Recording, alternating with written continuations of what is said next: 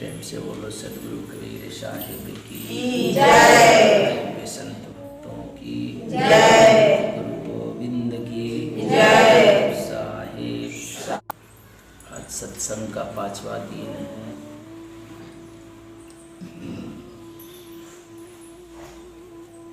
आज आप लोगों को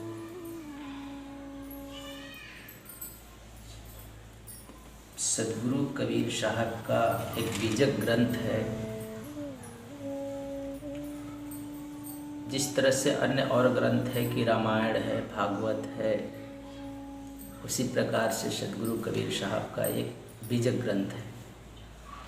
तो आप रामायण पढ़ते हैं तो रामायण का सार भगवान राम मिलते हैं। इसलिए रामायण की सारी चौपाइयाँ पढ़ने के बाद पता चलता कि भगवान राम है। गीता पढ़ने के बाद पता चलता है कि भगवान कृष्ण है। उसी तरह से इस ग्रंथ का नाम बीजक पड़ा। बीजक का अर्थ है कि यानी बीज शब्द से बीजक बना है। और कोई भी वृक्ष होता है तो उसका स्वरूप उसके बीज में छुपा रहता है। तो बीज तो बहुत छोटा होता है और जब हम उसको डालते हैं तो विशाल रूप पकड़ता है जब खेतों में उसका रोपण करते हैं। तो सदगुरु कबीर साहब ने उसी तरह से इस ग्रंथ का नाम बीजक रखा। साहब कहते हैं कि बीजक ग्रंथ जो है, तो कहते हैं बीजक बतावत वित्त को। वित्त मतलब जो सृष्टि आदि काल में जो बीती है कि यह सृष्टि का पूरा वर्णन इसमें करते हैं। कहते हैं कि बीजक बतावत वित्त को, जो धन गुप्ता हो, जो गुप्त धन है, तो बीजक जो लगाने वाले होते हैं वही उसका अर्थ लगाता है। तो कहते हैं कि जो धन गुप्ता हो ऐसा शब्द बताओ जीव को बूझत बिरला को। अर्थात यह बातें सभी को समझ में नहीं आते। कहते कोई बिरला ही इस विषय को समझ पाता है। तो बीजक के कुछ अलग नियम होते हैं जो कि रहस्यों से भरा हुआ है। तो इसी बीजक ग्रंथ के प्रथम रामायणी में सदगुरु कबीर साहब कहते हैं, यानी ये मनुष्य के और पूरी ब्रह्मांड के सृष्टि रचना के बारे में बताते हैं कि आखिर यह रचना कैसे हुआ। क्योंकि यहाँ पर जो भी हुआ पाप पुण्य, तो जब आकाश चंद्र तारा सूर्यगण हुए, तब पृथ्वी ठहरी, तब यहाँ पर मनुष्य आए, तब न पाप पुण्य हुआ, तब न किसी का हानि लाभ हुआ, तब न कोई राक्षस अवतार लिया, मनुष्य चाहे देवता चाहे राक्षस कोई भी आया। जब पृथ्वी हुई, तब जब पृथ्वी ठहरी तब इस पर आए, और तब न भगवान का जन्म हुआ यहाँ पर। लेकिन उसके पहले की बातें तो हम नहीं जानते कि भाई सृष्टि की रचना कैसे हुई पर। तो उस विषय में सदगुरु कबीर साहब कहते हैं, सबसे पहले बताते हैं, कहते हैं कि अंतर ज्योति शब्द एक नारी, हरि ब्रह्मा ताके त्रिपुरारी, तेई तिरिया भगलिंग अनंता, ताऊ न जानत आदि व अंता। बाख्यरि एक विधाते किन्हा, 14 ठहर पाटसोई दिन्हा, हरिहर ब्रह्मा महंतो नाऊ, तिन्न पुनि तिन बसावल गाऊ। पेट कहू कुन वेद पढ़ाया, सुनति कराय तुर्क नहीं आया। नारी मोचित गर्भ प्रसूति, स्वान धरे बहुते करतूती। तहिया हम तुम एके लोहु, एके प्राण बियायो मोहू। एके जनी जना संसारा, कौन ज्ञान से भयो निनारा। भव बालक भग द्वारे आया, भग भोगी के पुरुष कहाया। अविगति की गति काहू न जानी, एक जिभ कित कहू बखानी। जो मुख होए जिभ 10 लाखा, तो कोई आय महंतो भाखा। आगे कहते हैं कि कहें कबीर पुकारी के, जग ई लेऊ व्यवहार। एक सत्य के नाम बिना, भव डूब मरा संसार। सबसे पहले तो कहते हैं अंतर ज्योति। अंतर मतलब भीतर, अर्थात शून्य के अंतर्गत। किसके अंतर्गत? शून्य के अंतर्गत। ज्योति यानी प्रकाश, प्रकाश स्वरूप, ज्योति स्वरूप। शब्द यानी ओंकार, अर्थात ज्योति स्वरूप ओंकार, काल निरंजन। और एक नारी महामाया आदि शक्ति अष्टांगी, ते त्रिया यानी उन ब्रह्मा विष्णु शिव त्रिदेव से भग यानी इन तीनों देवताओं से भग और लिंग का उत्पत्ति होता है। यानी भग मतलब स्त्री और लिंग मतलब पुरुष। कहते हैं कि इन महामाया से और त्रिदेवा से अनंत प्रकार के यहाँ पर स्त्री और पुरुष उत्पन्न होते हैं। बाखरी मतलब एक ब्रह्मांड की रचना किया किसने? तो कहते हैं कि विधाते यानी विधाता मतलब विधान करने वाला ब्रह्मा, महंतो मतलब महापुरुषों ने, अभिगति मतलब महाचेतन सत्य पुरुष परमात्मा, एक सत्य के नाम भी मतलब एक अकह विदेह सत्य नाम, सार शब्द सत्य पुरुष परमात्मा। सदगुरु कबीर साहब कहते हैं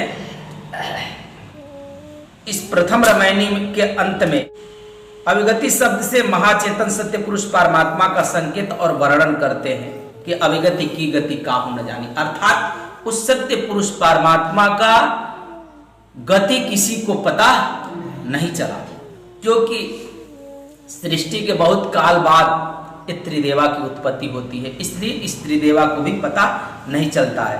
तो साहब कहते हैं कि अभिगति की गति काहू न जानी, एक जिभ कित कहू बखानी, जो मुख होए जिभ 10 लाखा तो कोई आय महंतो भाका।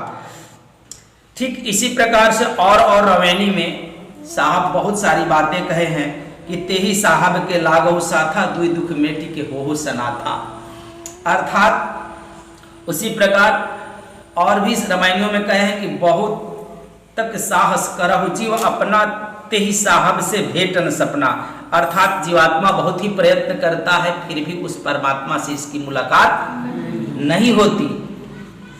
और साहब कहते हैं कि तेही वियोग से भय अनाथा परे कुंज पावन माथा, तो कहते हैं कि इसी कारण से ये जीवात्मा अनाथ बन करके इस जगत में पड़ा है, क्योंकि इसको तो कोई परमात्मा मिल नहीं पाया कि उसे कोई आकर के बताए।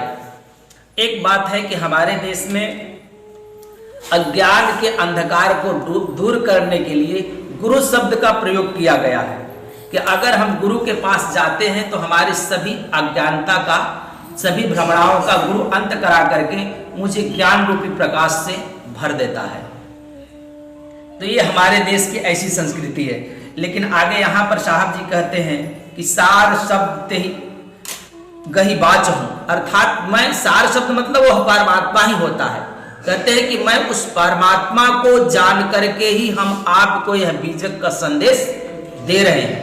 तो कहते हैं कि सार शब्द गही बाच हूं, मानहु एतबारा हो, आदि पुरुष एक वृक्ष है, निरंजन है डारा। तो कहते हैं कि आदि पुरुष एक वृक्ष है, अर्थात वह निरंजन जो है एक वृक्ष के समान है, उसी से एक समस्त सृष्टि की रचना हुई है।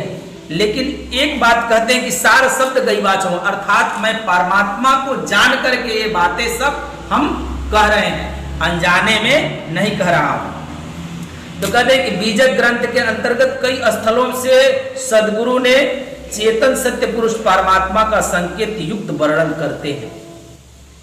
तो ये प्रथम रामायणी में सदगुरु कबीर साहब बहुत सारी बातें बताते हैं, लेकिन सबसे पहले हमें बहुत कुछ जान लेने के बाद तब हम ये रामायणी के पद की तरफ बढ़ेंगे।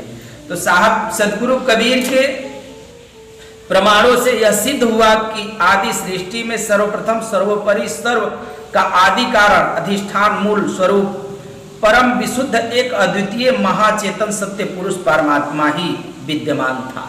उस समय में कोई और अवतारी पुरुष नहीं थे, और उसी के साथ नीचे अभिन्न चेतन आत्माएं भी स्थित थी। कहते हैं कि एक परमात्मा था और उसके साथ बहुत सारी चेतन आत्माएं भी अभिन्न रूप से वहां पर स्थित थी, अर्थात उस चेतन सत्य पुरुष परमात्मा सत्ता के साथ अभिन्न चेतन आत्मा सत्ता का भी संबंध था। जैसे में सदगुरु कहते हैं, कबीर साहब कहते हैं कि जासे नाता आदि का बिसर गया सब ठौर, और 84 के बस परा कहे अवर की और।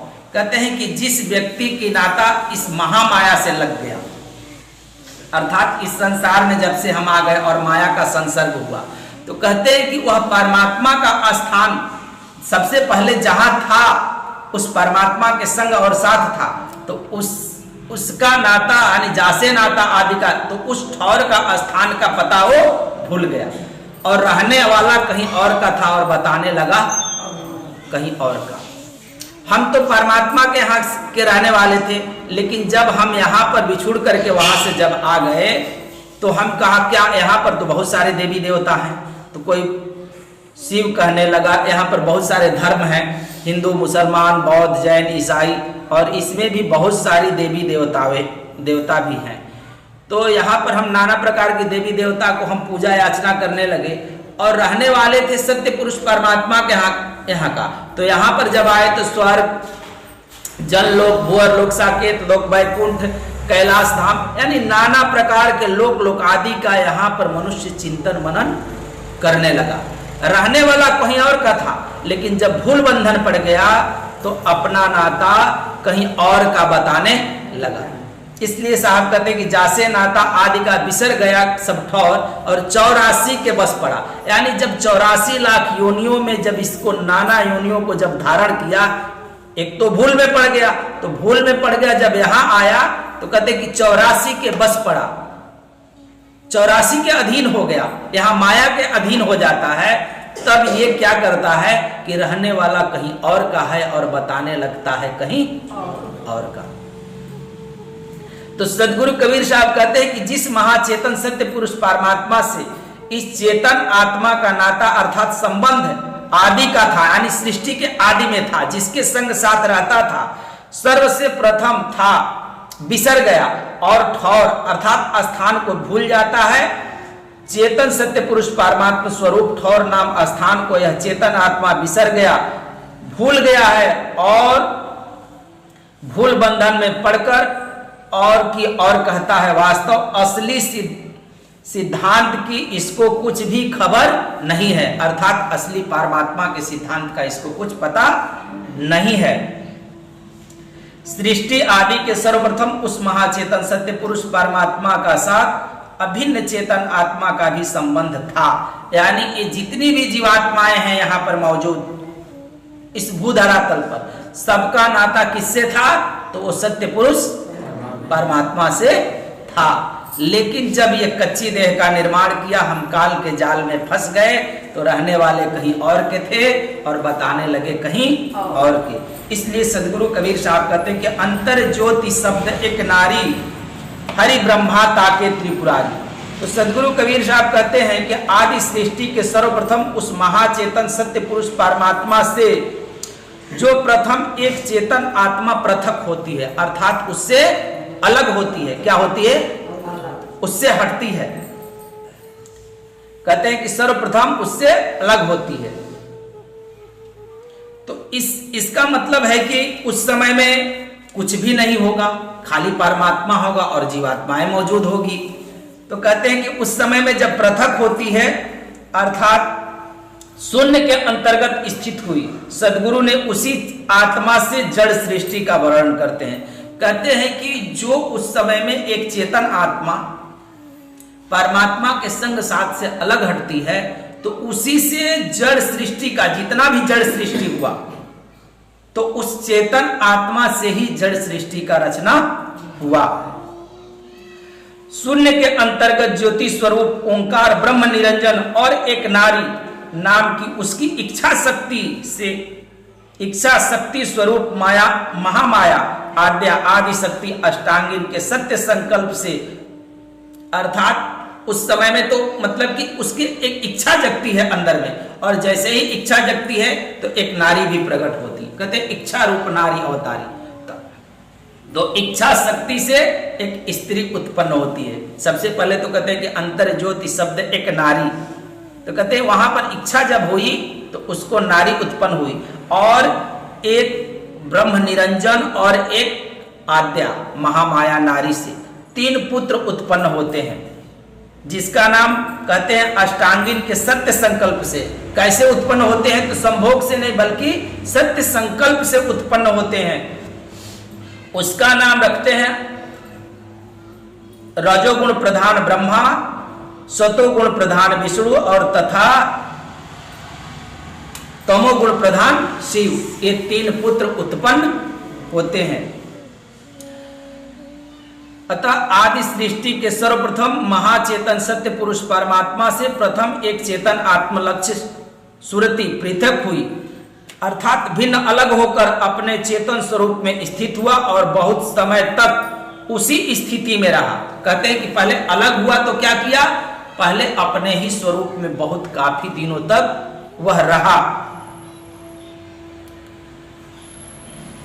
तत्पश्चात उस लक्ष्य अपने चेतन स्वरूप से भी पृथक होकर अधोमुख अर्थात अपने चेतन स्वरूप के नीचे अंतर नाम भीतर अर्थात शून्य की सीमा के अंतर्गत गिरकर स्थिर हुआ।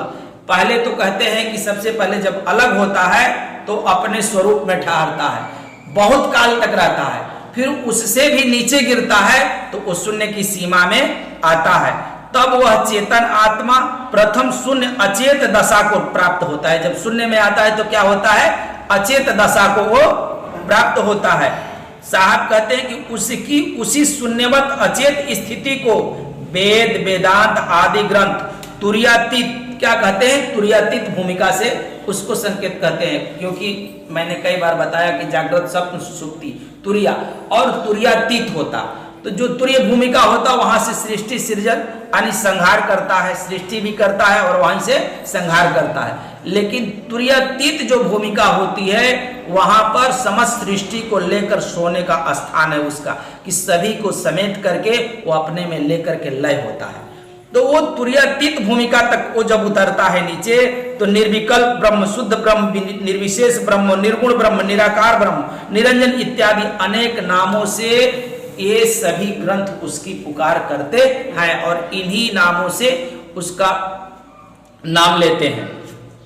तो कहते हैं कि इन्हीं नामों से वो वर्णन करते हैं। और सदगुरु कबीर साहब उसी शुद्ध निर्विशेष ब्रह्म भूमिका को हंस देह कहते हैं। जहां सब लोगों ने जिसको निर्गुण ब्रह्म कहा, निर्विशेष ब्रह्म कहा, कुटस्थ ब्रह्म कहा, तो वहां पर जब तुम्हारी भी सुरता वहां पहुंचती है तो जिस जीवात्मा की सुरता वहां तक जाती है उसको सदगुरु कबीर साहब हंस नाम से संकेत करते हैं। क्या कहते हैं, हंस नाम देते हैं। कहते हैं हंस देह कहते हैं क्योंकि चेतन आत्मा का लक्ष्य अपने चेतन स्वरूप से अधोमुख अर्थात नीचे उतरकर शून्य के सीमा में गिरकर जो शून्यवत अचेत स्थिति को प्राप्त हुआ है तथा सुरति और शून्य का जहां एकीकरण शून्य एकाकार हुआ उसी को हंस देह कहते हैं। कहते हैं कि जहां गिरने के बाद सुरता और शून्य का एकीकरण होता है, मतलब ख्याल और शून्य अचेत था तो अचेत में एक सुरता जाती है, तो जब एकीकरण होता है तो वहां पर एक मन उत्पन्न होता है। जब मन उत्पन्न हुआ तभी वो कहा कि मैं एक हूं और बहुधा प्रकार की सृष्टि की रचना करूं, ऐसे उसके मन में संकल्प होते हैं। तो सदगुरु कबीर साहब ने इस ग्रंथ में पहली, दूसरी और तीसरी रामायणी में सिर्फ सृष्टि रचना के ही बारे में सब कुछ बताया है। तो जैसे में कि सदगुरु कबीर साहब कहते हैं कि हंस देह के बारे में बताते हैं कि हंस देह तक तो क्या है, तो सभी विज्ञान की ही भाव है। इसलिए साहब कहते हैं कि हंस देह विज्ञान भाव है, सकल वासना त्यागे, नहीं आगे नहीं पीछे कोई निज प्रकाश में पागे, निज प्रकाश में आप अपन पौ, भूल भयो विज्ञानी, उन्मत बाल पिचास मुकजड़ पंचदशा यहलानी। खोए आप अपन पौ सर्वस, निज स्वरूप नहीं जानी। कहते हैं कि वहां शून्य में जाने के बाद भी व्यक्ति अपने निज स्वरूप को जानता, इसलिए साहब कहते हैं कि खोए आप अपन पौ, यानी अपनी ही छाया को देख करके वो भूल जाते हैं। तो कहते हैं कि खोए आप अपन पौ सर्वस, निज स्वरूप नहीं जानी, फिर कैवल्य महाकारण सूक्ष्म स्थूल समानी, अर्थात फिर से ये शरीर धारण करता है। इस प्रकार उस महाचेतन सत्य पुरुष परमात्मा से चेतन आत्मा पृथक होकर शून्य स्थिति में हुआ। जैसे सदगुरु कबीर साहब कहते हैं कि तहां के बिछुड़े बहुकल्प बीते। कहां के, तो परमात्मा के यहां से बिछुड़े हुए यह जीवात्मा अनंत काल से बिछुड़ा है। तो कहते हैं कि तहां के बिछुड़े बहुकल्प बीते, भूमि पर ही भुला। जब यह जीवात्मा एक कच्ची देह को पकड़ करके जब इस संसार में आया, भूमि पर ही भुला, तो वह परमात्मा को क्या करता है? भूल जाता है। कहते भूमि पर ही भुला, साधु संगति खोज देखो, बहुरी उलटी समाये। तो कहते हैं कि जब हम साधु और संतों के निकट जाते हैं, गुरुजनों के निकट जाते हैं, तब हमें यह पता चलता है कि हम कहाँ के रहिवासी हैं। तब आगे साहब कहते हैं कि प्रथम एक जो हव किया, भया जो 12 बान, कसत कसौटी नाटिका, पीतर भया निदान, जहिया जन्म मुक्ता हता, तहिया हता न कोई, छठी तुम्हारी हो जगी, तू कहाँ चला बिगो।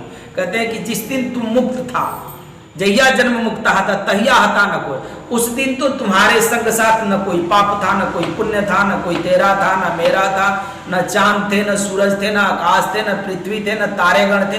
तब तो उस समय में कुछ भी नहीं था, उस समय में तुम मुक्त था। तो कहते जहिया जन्म मुक्ता हता, तहिया हता न कोई, छठी तुम्हारी हो जगी। तुमने जो ये 6 देहों का निर्माण तुम्हारे शरीर के भीतर हुआ, इसके कारण ही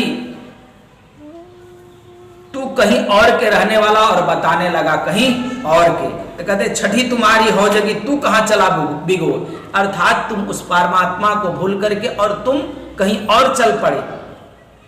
इसलिए सदगुरु कबीर साहब कहते हैं कि प्रथमे सूक्ष्म भया अहम, सोई कहावे एको हम। तो पहले ही सूक्ष्म में ही समस्त सृष्टि की रचना होती है, स्थूल जगत की नहीं। तो सदगुरु कबीर साहब कहते हैं कि शून्य में आत्मा के लक्ष्य की प्रथम शून्यमत अचेत स्थिति को ही हंस देह कहते हैं, और शून्य में लक्ष्य के जागृत होने पर उससे जो एकोहम रूप में सूक्ष्म स्फुरण उत्पन्न हुआ भी, वही एकोहम ओम शब्द के रूप में परिणित हो गया। अतः एकोहम शब्द से ही ओम, सोहम, ररंग इत्यादि उत्पन्न हुए। उसी के यह सब शब्द पर्यायवाची नाम होते हैं, जो शून्य ब्रह्मांड में चेतन आत्मा के माध्यम से हो रहे हैं।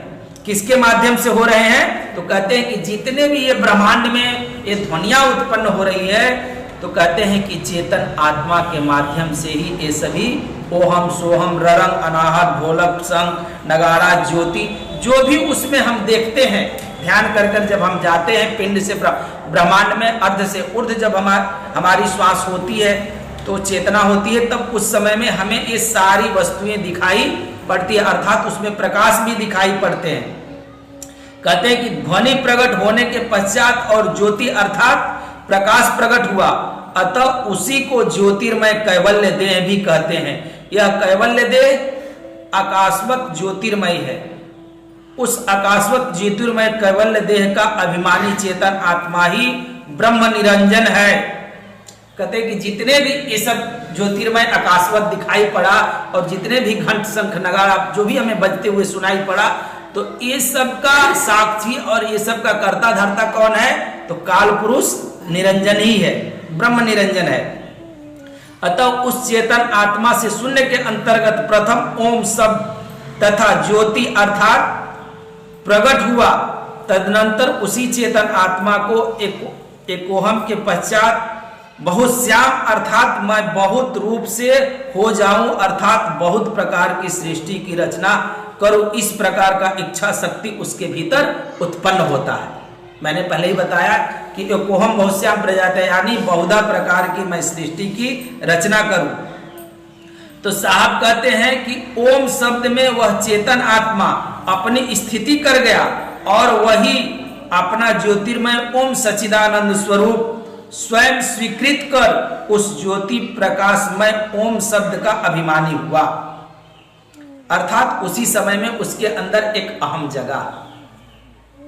अतएव उसी चेतन आत्मा को आकाशवत ज्योतिर्मय सच्चिदानंद स्वरूप ब्रह्म निरंजन इत्यादि नामों से वेदों तथा उपनिषद आदि और गीता, दार्शनिक आदि ग्रंथों में विशेष रूप से वर्णन किया जाता है। उसी को सर्वोपरि सिद्ध करके उसको ही विशेष रूप से महात्मा गण वर्णन किया है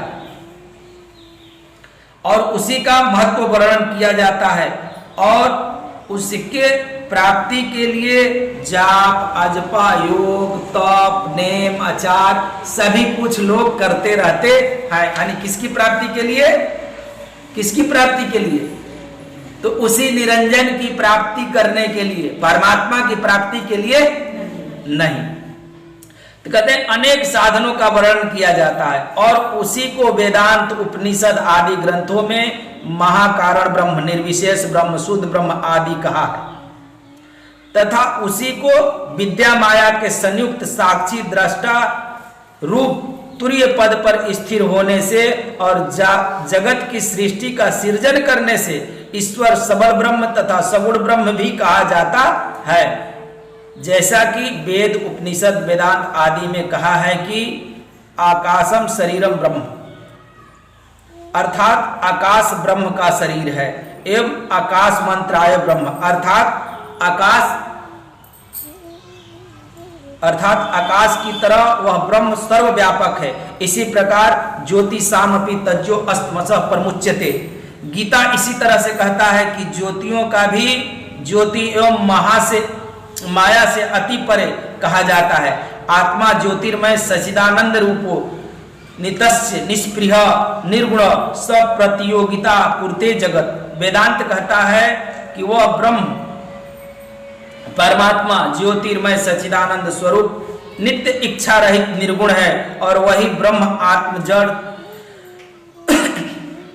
जब जड़ प्राकृतिक माया के अंतर्गत होता है तब वही जगत को रचता है इत्यादि अनेक प्रमाण देते रहते हैं। अतएव जहां से चेतन आत्मा को जगत रचने की एकोहम यानी बहुश्याम की इच्छा उत्पन्न हुई है, वही ब्रह्मांडी तुरीय पद विद्या माया संयुक्त ईश्वर भूमिका है। कहते हैं कि जहां से ब्रह्मांड में ये सृष्टि रचता है उसी को ईश्वर भूमिका इस संसार के सभी धर्मों के ग्रंथ बताते हैं कि वहीं से सृष्टि का रचना होता है, इसीलिए वह परमात्मा है। लेकिन उसको ईश्वर कहते हैं लोग, लेकिन जो असली परमात्मा है उससे कहीं अलग है। हम जिसकी बाह्य क्रियाओं में पूजा पाठ, यहाँ पर जितने भी अवतारी पुरुष आए हैं तो अवतारी पुरुष हैं, जितने सिद्ध पुरुष हुए तो हम उसी की पूजा पाठ करने लगते हैं, बल्कि असली परमात्मा को हम नहीं करते, छोड़ देते हैं। तो वही साहब जी कहते हैं कि ज्योति स्वरूप ओंकार ईश्वर ब्रह्म निरंजन और उसकी इच्छा शक्ति रूप में प्रगट महामाया आदि शक्ति अष्टांगिन के संकल्प शक्ति से अयोनिज रजोगुण प्रधान तथा सतोगुण प्रधान विष्णु और तमोगुण प्रधान शिव जी। तो कहते हैं कि इन लोगों की संकल्प शक्ति से ये तीनों उत्पन्न होते हैं। कौन कौन? ब्रह्मा, विष्णु और कहते हैं कि सत्यो संकल्प शक्ति से।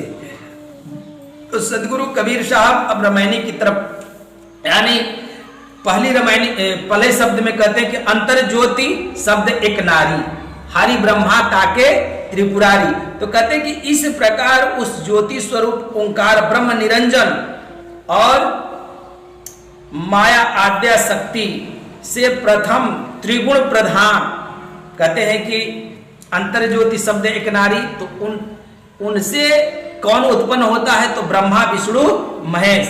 तो कहते हैं कि प्रथम त्रिगुण प्रधान ब्रह्मा, विष्णु और शिव की उत्पत्ति का वर्णन करके अब इन तीनों देवताओं से अनंत स्त्री और पुरुष की तथा अस्थावर जंगम आदि की सृष्टि का वर्णन सदगुरु कबीर साहब करते हैं।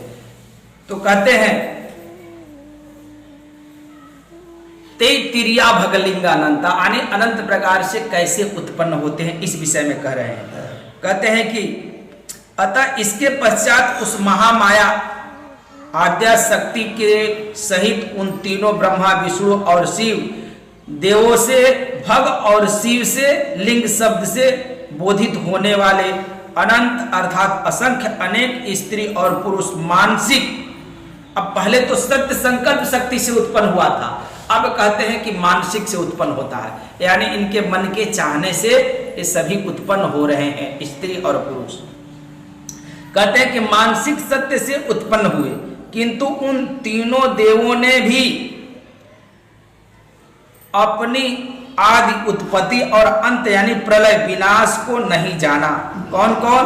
तो इन त्रिदेवा ने भी अपनी उत्पत्ति यानी जन्म और मृत्यु के बारे में नहीं जाना। वो कुछ जाने नहीं। सबसे पहले दोनों ने यानी निरंजन और महामाया ने मिलकर के सत्य संकल्प शक्ति से क्या करता है, क्या करता है, 3 पुत्रों को उत्पन्न करता है, ब्रह्मा विष्णु महेश को। और उसके पश्चात वो क्या होता है कि ये लोग मानसिक संकल्प से, मानसिक सत्य से, मन में जो सत्य उनको आता है उससे अब समस्त सृष्टि की रचना करते हैं। तो कहते हैं कि ये मानसिक सत्य से बहुत सारे स्त्री और पुरुषों को उत्पन्न करते हैं। इसलिए कहते हैं जबकि ये लोग अपने बारे में, अपने जन्म के बारे में और सृष्टि के बारे में भी इनको कुछ पता नहीं रहता, इसी प्रकार वह जगत सृष्टि के भी आदि अंत को भी नहीं जान सकते। तत्पश्चात जब उन तीनों देवों ने अपनी माता आदि शक्ति आद्या से पूछा, तब उसने उसके बताने पर उनके अपनी तथा जगत सृष्टि की उत्पत्ति का ज्ञान हुआ। जब उन लोग किससे पूछता है तो अपनी माता आद्या से पूछता है। अब साहब कहते हैं कि विश्व ब्रह्मांड की उत्पत्ति का वर्णन करते हैं तीसरे शब्दों में। कहते हैं कि तत्पश्चात सृष्टि के अधिकारी रजोगुण प्रधान होने के कारण क्रियाशील ब्रह्मा जी ने एक बाखरी यानी बाखरी एक विधाते खिन्ना 14 ठहर पाट सोई दिन्हा। तो उस विषय में साहब कहते हैं कि उस समय में दक्षिण ब्रह्मा जी ने एक बाखरी नाम अर्थात विशाल ब्रह्मांड रूपी गृह भवन का निर्माण किया और उस ब्रह्मांड रूप भवन महल को 14 स्थान में पाट दिया। जैसे मकान को बीच बीच में पाट कर महल बनाया जाता है, उसी प्रकार बीच के 14 स्थानों में पाट करके 14 महल रूप 14 भुवन को बनाया। उसी पश्चात ब्रह्मा ने वेदों को प्रकट किया और उसके 14 भुवनों में प्रचार कर दिया और समस्त संसार में वेदोक्त कर्मकांड, योग, दान, होम, जप, तप, व्रत, योगादि का प्रचार किया। इस प्रकार समस्त संसार के 14 विद्याओं का भी सर्वत्र प्रचार हो गया। तो कहते हैं कि ब्रह्मा जी क्रियाशील होने के कारण ये पूरे ब्रह्मांड की रचना किया और उसमें 14 ठहर तक पाठ लगाए। एक मकान को देखो बनाया जाता है तो उसमें पाया दिया जाता है, उसी तरह से कहते हैं कि इस यहाँ पर 14 स्थानों में उन्होंने पाटा और जब ये निर्माण हो गया तो फिर तुरंत वेद को प्रकट किया और वेद प्रकट होने के कारण कहते हैं कि 14 स्थान में उन्होंने क्या किया, इसका विभाजन कर दिया और 14 विद्याओं में उन्होंने बनाया, एक विद्या में नहीं बल्कि अलग अलग विद्याओं में इस वेदों का प्रचार हुआ। उसका नाम 14 का नाम बताते हैं साहब कि पुराण, न्याय, मीमांसा, धर्म शास्त्र मिश्रिता वेद स्थान विद्यानाम सर्वस्य चतुर्दश। इस प्रकार ब्रह्मा, विष्णु और महेश नाम के महान पुरुष सृष्टि रचना के अधिकारी तीनों देवताओं ने पृथक पृथक अर्थात अलग अलग 3 बसावल गांव यानी 3 ग्राम बनाए। अतएव उन तीनों ग्रामों में अपने लिए 3 ग्राम यानी वैकुंठ लोक, ब्रह्मलोक और कैलाश यानी शिवलोक तथा भू भुव स्व ये स्वर्ग, मृत्यु और पाताल ये 3 गांव बसाए। 3 निपुणी 3 बसावल गांव। आगे साहब कहते कि तत्पश्चात पुनः उन तीनों देवताओं ने पृथ्वी के 9 खंड और विश्वरूप ब्रह्मांड की रचना की।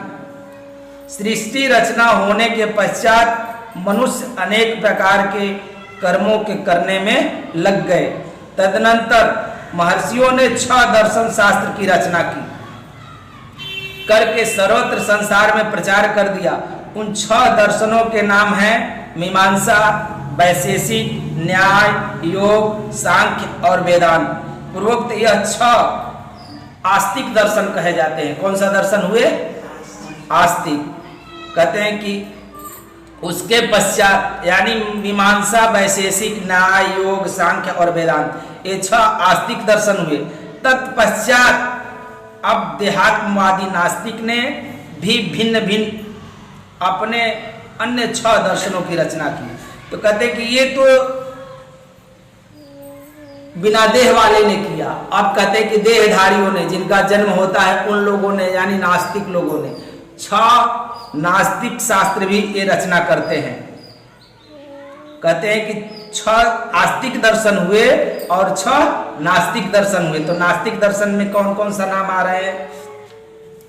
कहते हैं कि उनके नाम ये है चरवाक दर्शन, सौत्रांतिक दर्शन, वैभाषिक दर्शन, योगाचार्य दर्शन, माध्यमिक दर्शन और जैन दर्शन। ये 6 दर्शन नास्तिक दर्शन कहे जाते हैं। कहते हैं कि 6 आस्तिक हुए और 6 नास्तिक, तो सभी मिलाकर के 12 दर्शन हो गए। उन 12 दर्शन का संग्रह हो गया, यानी 12 दर्शन हो गए, अर्थात बौद्ध, न्याय, सांख्य, जैन, वैशेषिक तथा जैमिनी 6 दर्शन हैं। इनमें सौत्रांतिक, वैभाषिक, योगाचार्य और माध्यमिक भेद से बौद्ध दर्शन के 4 भेद हैं तथा निरीश्वर और एगेश्वर से सांख्य के 2 भेद हैं। पूर्वोक्त भेद से मीमांसा के भी 2 भेद हैं। वैशेषिक का न्याय में भी अंतर्भाव कर उसके स्थान में चरवाक लेने से 12 दर्शन हो जाते हैं। अर्थात कितने हो गए? 12 दर्शन तथा भेषधारी 6 दर्शन और उनके 96 पाखंड हैं। कहते हैं कि भेषधारियों ने ये 6 दर्शन को 96 प्रकार के ग्रंथों की रचना किया और 96 प्रकार के पाखंड यहाँ पर खड़े हो गए और समस्त संसार के जीव इन्हीं दर्शन शास्त्रों में फंस करके इन्हीं ग्रंथों में परमात्मा को ढूंढते फिरता। अब कहाँ जाओगे तुम? अब जो जो पढ़े संतों ने वही वही बताएंगे, जो जो पंडित जी ने पढ़ा, जो जो मौलवी मौला जितने भी हैं यहाँ पर हमें ले चलने वाले, तो जो जाने वही आपको बताएंगे, दूसरा तो नहीं बताएंगे। यहाँ पर साहब कहते हैं कि ये सभी लोग और 96 प्रकार का पाखंड कैसे खड़ा हुआ? तो साहब कहते हैं कि जोगी जंगम सेवरा, सन्यासी दरवेश, 6वां कहिए ब्राह्मण, 6 घर 6 उपदेश, 10 सन्यासी 12 जोगी 14 शेष बखान। कहते हैं कि 10 प्रकार के सन्यासी हुए, 12 प्रकार के जोगी हुए, 14 प्रकार के शेख यानी जो मुसलमान धर्मों में होते हैं वो। कहते हैं कि 14 शेख बखान, बौद्ध 18, कहते हैं कि बौद्ध भी 18 प्रकार के हुए, जंगम 18, 24 सेवड़ा जान। कहते हैं कि 24 प्रकार के जैन मुनियों में भी हुए। तो अतः इन भेषधारी 6 दर्शनों ने भी अपने अपने नाम के भिन्न भिन्न प्रकार संसार में प्रचार किया। एक तो वो लोग अपना प्रचार किया त्रिदेवा, फिर उनसे मनीषी आए तो वो अपना प्रचार किए, फिर इनसे जो सन्यासी बने ये और ही अपना अपने ढंग से प्रचार करने लगे। तो ये धीरे धीरे इतने विश्व में पूरे फैल गए और इतना फैल गए कि आज भी लोग भूत प्रेतों में भी फंस गए आकर के। लास्ट में इतना न फैल गया कि फैलते फैलते देवता से भूत में भी भूत देवता हो गए और इसमें इतने पाखंड में फंस गए कि कभी संभव ही नहीं कि तुम परमात्मा की तरफ विमुख करके कभी निकल कर जाओ। इतने पाखंड यहां पर हो गए। अब साहब कहते हैं कि मत संसार में ये सभी चीजों का प्रचार हुआ। तत्पश्चात 96 प्रकार के पाखंड मतों की रचना की और उसका भी प्रचार कर दिया। यानी जितने भी समस्त ग्रंथ करे एक एक लिखते गए, जो जो लिखते गए वो अपने अपने ग्रंथों का क्या किया? प्रचार करते गया और हमारे तक संदेश आते रह गए। तो कहते हैं साहब कि उन 96 प्रकार के जो पाखंड के नाम हैं वो बता रहे हैं अभी कि कौन कौन से पाखंड हैं। तो कहते हैं गिरी दर्शन करने जाते हैं ना लोग, तो कहते हैं गिरी, पूरी, भारती, आनंद आश्रम, सरस्वती, वनप्रस्थ, अरण्य और सागर, ये 10 प्रकार के सन्यासी हुए। कौन कौन? तो गिरी, पूरी, भारती, आनंद आश्रम, सरस्वती, वन और पर्वत, अरण्य और सागर, ये 10 प्रकार के सन्यासी हुए। औघड़, योगी तथा अलखिया आदि 12 प्रकार के गोरखपंथी योगी हुए। यानी गोरखपंथी कितने? 12 प्रकार के हुए। तथा दरवेश यानी मुसलमानों में दरवेश नाम से प्रसिद्ध मुसलमान, शिया, सुन्नी, फकीर, कंजरा, ईसाई तथा पारसी आदि ये 14 प्रकार के शेख हुए एवं 5 गौड़ तथा 5 द्रविड़ आदि 18 प्रकार के ब्राह्मण हुए। कहते हैं 5 गौड़ और 5 द्रविड़ इत्यादि 18 प्रकार के ब्राह्मण हुए। कितने प्रकार के? कहते 18 प्रकार के ब्राह्मण हुए एवं शिव उपवासक, लिंगायत, काली आदि 18 प्रकार के जंगम और अरहन, महावीर आदि 24 तीर्थंकर, जैनी, सेवड़ा, इन सब प्रकार पाखंडियों के 96 भेद हुए। कहते हैं कि ये सभी प्रकार के पाखंडों का 96 भेद हुआ, जो कि परमात्मा से बहुत दूर रहा। यहीं पर वो सिद्धि रिद्धि सिद्धियों को प्राप्त किया, क्योंकि पिंड से ब्रह्मांड में जाना और सिद्धियों को प्राप्त करना और लोगों के इच्छा अनुसार उसको आशीर्वाद देना, परमात्मा से सदा विमुख कर देना। तो हम जाते हैं कोई चीज इच्छा लेकर के, तो संसारिक ही वस्तु मांगते हैं, परमात्मा को तो हम मांगते नहीं कि मांगते हैं। परमात्मा से संसार की वस्तुएं सदा हम मांगते ही रहते हैं, तो वो एकदम मिलते रहता है हमको। तो यहाँ के जितने रिद्धि सिद्धि वाले देवी देवता थे, तो फिर हम उसी को क्या कहते हैं, परमात्मा बना लेते हैं। तो यही कारण होता है। इसलिए सदगुरु कबीर साहब ने बल देकर कहा कि ये सभी पाखंड में ही आते हैं। इस प्रकार संसार में अनेक मत और संप्रदाय का प्रचार होने से समस्त मानव प्राणी परस्पर कलह तथा द्वेषा अग्नि में जलने लगे। कहते हैं कि सबके अपने अपने मत हो गए, तो उनकी अपनी अपनी विचारधारा हुई, अपनी अपनी समझ हुआ, तो एक दूसरे से सबका विचार और मत मेल खाता नहीं था। इसके कारण सब अपने में परस्पर लड़ने झगड़ने लगे कि हम बड़े कि हम बड़े। अब कहते कि अतः वह समय मुसलमानों का था। जब सदगुरु कबीर साहब आए तो कहते कि वह समय मुसलमानों का था और समस्त भारत देश की राज्य सत्ता उनके हाथ में थी। किसके हाथ में थी? इन मुसलमानों के हाथ में थी। हमारे हाथों में जब कबीर साहब आए थे तो उस समय में हमारे हाथों में, हिंदुओं के हाथों में सत्ता नहीं थी। किसके? मुसलमानों के हाथों में सत्ता थी। एवं हिंदू, स्वर्ण, ब्राह्मण, क्षत्रिय आदि लोग अपने को श्रेष्ठ, अपना हिंदुत्व वैदिक धर्म सर्व से प्रधान श्रेष्ठ मानते तथा कहते थे।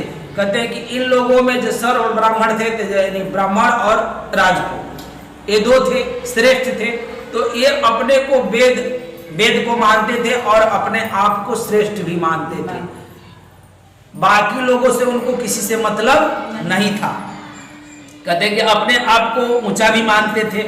और इसी प्रकार से मुसलमान भी अपने को कहते थे कि हम मुसलमान ईमानदार जाति को खुदा से उत्पन्न किए हैं। कहते हैं कि हम ईमानदार जाति के हैं, हम लोग खुदा से ही पैदा हुए लोग हैं। और इस कारण से हम लोग इस काफिर हिंदुओं को कहते थे कि ये लोग क्या है? काफिर है। कहते हैं कि ये काफिर हिंदुओं से सब प्रकार से हम श्रेष्ठ हैं, पाक और शुद्ध कौम है हमारी, हम कोई मलिन लोग नहीं हैं। और हिंदू तो काफिर है, एकदम नीच जात है। किसका कहना था? मुसलमानों का। और हिंदुओं में जो ब्राह्मण और क्षत्रिय थे तो कहते थे कि हम तो श्रेष्ठ हैं, हम पूजा पाठ वाले लोग हैं। तो ये हम जो बीच वाले लोग थे तो हम लोग कोई पूछ ही नहीं, जिसका मर्जी वो गला काटे, जिसका मर्जी वो गला काटे। और ये मुसलमान लोग कहते थे कि हमारा कुरान मत इस्लाम धर्म हिंदुओं के वैदिक धर्म से बहुत ही ऊंचा तथा श्रेष्ठ है। एवं हिंदू स्वर्णों में ब्राह्मणों को वेद तथा ज्ञानोपवित जनेऊ का अहंकार था। किसको? हिंदुओं में ब्राह्मणों को, कि हम जन्म से ही जनेऊ धारण किए हैं, हम तो श्रेष्ठ हैं। जिसका ज्ञानोपवित संस्कार नहीं हुआ तथा नहीं होता है वह शूद्र मलेच्छ जाति होता है। तो जिनको जनेऊ नहीं धारण किया वो कौन सी जाति का है? मलेच्छ है। वो कोनो जाति पाति में आता होता नहीं है, इनका तो कोनो गिनती नहीं है। और इसी प्रकार मुसलमान को भी कुरान शरीफ का और सुन्नती का अहंकार था कि जो कुरान शरीफ नहीं मानता है तथा सुन्नती नहीं कराता है वह काफिर जाति का था। मुसलमान लोग भी कहते हैं कि जो सुन्नत नहीं कराया, कुरान नहीं जानता, ये क्या है? काफिर है। तो पंडितों को भी काफिर समझता था। वो पंडित और राजपूत को दूसरा कुछ समझता नहीं था, कहता था कि ये लोग काफिर है। अब आगे कहते हैं कि अतः हिंदू काफिर जाति है। इनको मारने तथा इनको जोर जुर्म से भ्रष्ट करके मुसलमान बनाने से खुदा प्रसन्न होता है। क्या होता है? खुदा इनको जोर जुल्म कर कर और मुसलमान बनाने से खुदा प्रसन्न होता है। इनका ऐसी मान्यता है कि इनको किसी तरह से अगर प्रेम से मान गया तो प्रेम से, और नहीं माना तो मार कर जबरदस्ती मुसलमान बना देंगे तो खुदा हमारा खुश होगा। कैसा इनका धर्म है भाई। और उस मुसलमान को खुदा जन्नत बिहिश्त देता है। कहते हैं कि बिहिश्त मतलब मोक्ष। इनको जन्नत ही नहीं बल्कि बिहिश्त भी देता है, यानी मोक्ष भी देता है। अतः उस समय मंदिर ढाए जाते थे तथा राम कृष्ण शिव देवी देव आदि की मूर्तियां खंडित की जाती थी और हिंदू स्वर्ण ब्राह्मण क्षत्रिय आदि की सुंदर बहु बेटियां छीनी जाती थी और उनका सतीत्व धर्म नष्ट किया जाता था। एवं स्वर्ण ब्राह्मण क्षत्रिय आदि तथा अन्य जाति को जोर जुर्म जबरदस्ती से भ्रष्ट करके मुसलमान बनाया जाता था। कब? जब कबीर साहब के समकालीन जब आए हुए थे तब, उस समय में, आज से 600 बरस पहले। इस तरह से हिंदुओं के साथ किया जाता था। कौन करता था? तो यहाँ के मुसलमान। और वेदोक्त कर्म धर्म यज्ञ होमादि करना भी उस समय में हिंदू स्वर्णों को दुष्कर यानी कठिन हो गया था। इस प्रकार उस समय बादशाह तथा नवाब मुसलमानों द्वारा समस्त भारत देश में घोर अत्याचार छाया हुआ था तथा नित्य प्रतिदिन मुस्लिम झगड़ा करते थे, जिसमें हजारों लाखों हिंदुओं मारे जाते थे। कहते कि उस समय में जानबूझ करके जबरदस्ती मुसलमान लोग झगड़ा करते थे और लाखों हिंदुओं का कत्लेआम होता था और धर्मांतर किए जाते थे। उन लोगों का धर्म परिवर्तन किया जाता था, यानी मुसलमान बनाया जाता था कि रहना है तो मुसलमान बन करके रहो और नहीं तो हिंदू बनोगे तो गला जाएगी, कटेगी। हिंदू स्वर्ण ब्राह्मण क्षत्रिय में फूट थी। कहते कि हिंदुओं में उस समय में फूट था। इस कारण से ये लोग उनके साथ सामना करने में शक्तिहीन थे, क्योंकि एक तो ब्राह्मण और क्षत्रिय अलग थे और अन्य अन्य जातियां अलग थी, बट गई थी। तो हिंदुओं में फूट हो गया था और मुसलमान तो अपना एकजुट था। इसलिए हिंदू कमजोर पड़ने के कारण ही वो अत्याचार इतना करते थे। और आज भी इस समय की परिस्थिति भी वो 600 वर्ष पहले वाली हो गई है, क्योंकि ब्राह्मण और क्षत्रिय अलग हो गए, अन्य जाति अलग हो गई, तो तुम थोड़ा हो जाओगे, यादव अलग हो जाएगा, कुशवाहा अलग हो जाएंगे, बनिया अलग हो जाएगा, तो और थोड़ा थोड़ा हो जाओगे तो मुसलमानों की संख्या क्या हो जाएगी?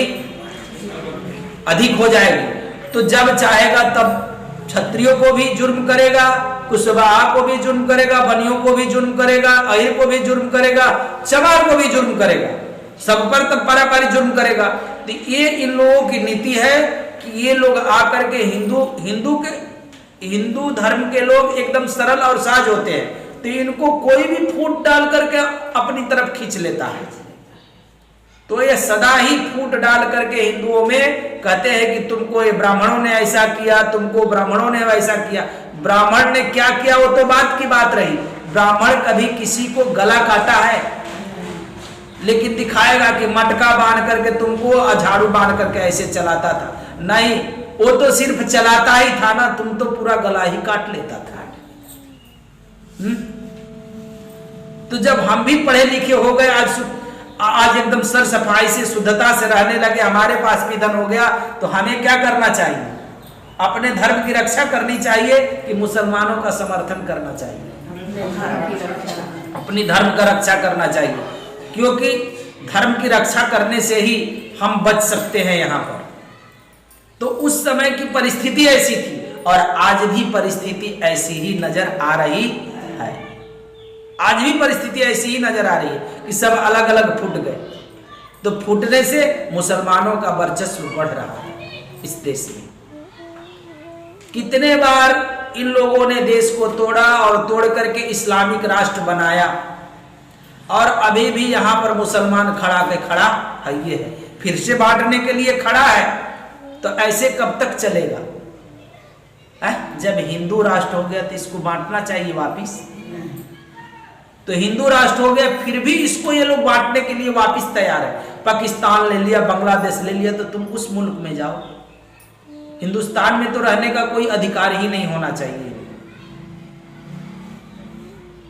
तो फिर यहां पनप गए। और इन लोग तो पहले तो क्या होता था, पहले यहां पर हम लोगों को बड़ा सही सलामत से ठगते हैं लोग। पहले कहते हैं कि 2 बच्चा पैदा करो, और अब कहते हैं कि जिनकी जितनी संख्या उतनी हिस्सा।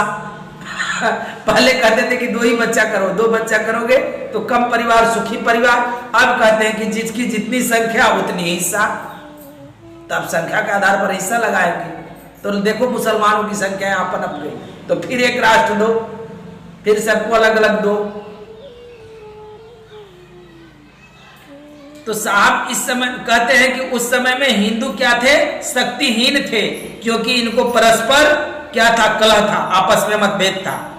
ऐसे समय में कोई बीच का मार्ग पकड़कर उसमें शांति स्थापना करने के अतिरिक्त और दूसरा कोई उपाय नहीं था।